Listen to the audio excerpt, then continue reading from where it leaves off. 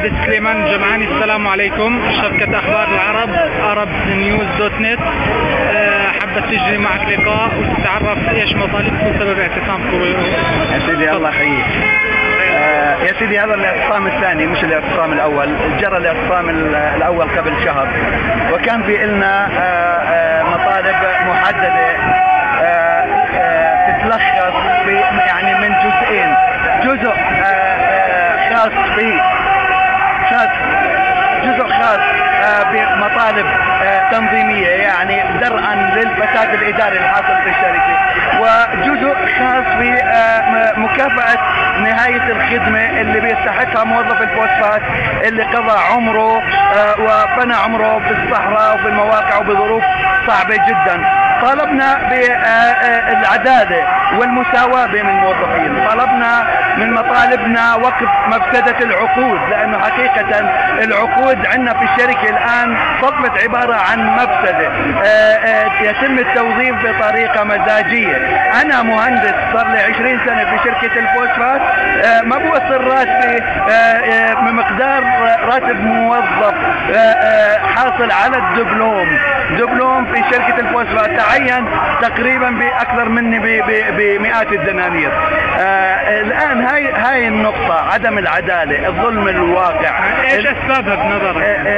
اسبابها يعني هي كون الهيمنة المزاجية، ما في عندنا مؤسسية، غياب المؤسسية هو الاساس. ما دام ما في عندنا انظمة، ما في عندنا قوانين، شركة تعمل من 52 ما فيها نظام داخلي، ما فيها هيكل وظيفي، ما فيها كادر، ما فيها شيء على الاطلاق. هي مزاجية مدراء حسب مزاجية المدير، حسب قربه وواسطته هذا الانسان بتمكن انه يتوظف او ما يتوظف بالشركة. والامتيازات للموظفين خاضعة يعني خاضعة حسب مزاجية المدراء وقرب الشخص وولاءه لهم. يعني اللي على الخط هو اللي بيحصل الامتيازات، واللي خارج الخط يعني قد يتم عليه اجراءات من نقل من امور تعسفية حتى على مستوى الاجازة وممكن يلاحقوا. ايش يعني المقصود بالخط؟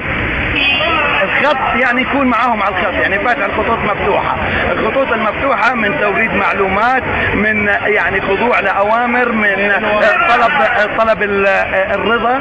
هاي الخطوط المفتوحة يعني الآن هي معروفة عندنا في البلد. انت تكلمت عن العلاوة لموظف الفوسفات. امبارح قرار مجلس الوزراء ابقاء العلاوة اللي هي 60% على راتب الموظف حتى نهاية السنة واعادة هيكلة الرواتب. نعم. ايش نعم يا سيدي، هذا مطلب. احنا لما اعتصمنا المرة الأولى كنا طالبنا بهيكلة الرواتب، والآن نطالب فيها، وهذا توجه حكومي وأصبح مطلب عام، لأنه حقيقة تآكل الأجور والظروف المعيشية الصعبة هي اللي بتفرض علينا إنه احنا نطالب بهيكلة رواتب وعدالة. احنا للعلم مطلبنا في هيكلة الرواتب هو مطلب عدالة. لا يجوز ابن امبارح أن يأخذ أضعاف ابن الفوسفات اللي عايش صار له عشرات السنين. لا يجوز. احنا بنطالب بعدالة ومساواة بالشركة. يفتحوا ملفاتهم يشوفوا رواتب العقود، بعض رواتب العقود من الناس اصحاب الحظوات. خلينا نشوف مين اللي راتبه قد 5-6 من اللي شايفهم هون، وقد يصل 10 اشخاص من اللي واقفين هون. هذا الظلم. احنا بنطالب بعداله ومساواه، بنطالب بمؤسسيه. يجب ان يكون هناك شروط واضحه وصريحه بانظمه وقوانين هي اللي تنظم العمل في الشركه، من توظيف، تغيير مجلس الاداره. احنا ما عندنا مجلس اداره، عندنا تغول على مجلس الاداره. ما في مجلس الاداره معطل. من الذي يتغول على مجلس الاداره يا سيدي؟ اداره الشركه. احنا عندنا من يتغول عليه؟ في نقطه رئيسيه خلينا نحكيها. في هناك تغول على حتى القوانين في البلد. قانون حوكمه الشركات التابع لوزاره الصناعه والتجاره، الماده 5 بتقول بانه لا يجوز الجمع بين منصب رئيس مجلس اداره واي منصب تنفيذي اخر. احنا عندنا بشركه الفوسفات رئيس مجلس الاداره هو الرئيس التنفيذي وهو كل شيء، هو مجلس الاداره هو كل شيء. هذا هو التغول. احنا قاعدين نتغول حتى على الانظمه الموضوعه. احنا اذا بتمسك من خلال وثائقهم الكتاب السنوي للشركه، افتح الكتاب السنوي للشركه تجد هناك مخالفات واضحه وصريحه. نقطه رئيسيه ثانيه بحب احكيها هون، انه 90% من موظفين الفوسفات عاطلين عن العمل، بس اعطانا مقنعه، قعدوهم وجابوا متعهدين يشتغلوا مكانهم، ولما يطالبوا بزيادات يطالبوا بهالكيلو واي مطالب يقولوا عنهم هذول تنمية اجتماعية. احنا مش تنمية اجتماعية، هم اللي عملونا تنمية اجتماعية، فبالتالي هذول في لهم حقوق. احنا لم نطالب بان نجلس بلا عمل، كرامة العامل بان يتلقى اجر مقابل عمل، هنا كرامة العامل.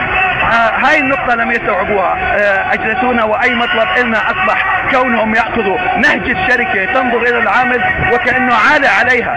هذا العامل عالي عليها، ما بينجز ما بينتج، جابوا مكانه متعهدين، اذا هو ما له داعي، ما له يطالب باي مطالبات. احنا نطالب بعدالة بمساواة ورفع الظلم ومحاربة الفساد الاداري الموجود في شركة الفوسفات، مدراء التأزيم الموجودين. الرئيس بيعتمد على مجموعة مدراء يحاربونا من اعتصامنا الاول لحديث الان، يضغطوا علينا بكل الاشكال ويحاربونا. احنا مطالبنا عادلة، ليس بالضرورة انعكاس مالي على كل مطالبنا، لكن هذا الموظف اللي بنى عمره وضيع عمره بالصحراء بظروف قاسية، ما في من المدراء عاش يوم من الايام القاسية اللي عاشوها هذول الموظفين وبيستكثروا عليهم مكافأة نهاية خدمة. مكافأة نهاية الخدمة في الجامعة الأردنية عمال الفئة جيم الدرجة الرابعة اللي هم موظفين الزراعة تم شملهم بمكافأة نهاية الخدمة وبياخذوا 3 شهور عن كل سنة خدمة. فلا يحق للعامل الفوسفات اللي ضيع عمره وبيعيش بأقصى ظروف في المملكة انه يحصل مكافأة نهاية خدمة.